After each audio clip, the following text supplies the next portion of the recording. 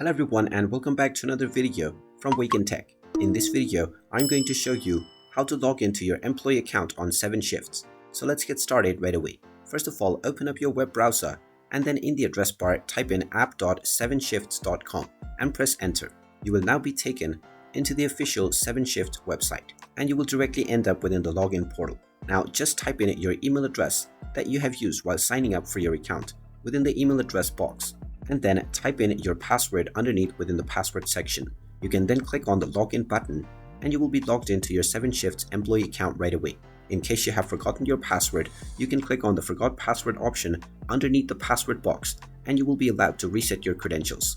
And there you have it. That is how easy it is to log into your 7shifts employee account. If you find this video helpful, make sure you hit that like button and subscribe to our channel if you haven't done so already. Also ring that notification bell to never miss another update from us. Thank you for watching and I will see you again in the next video.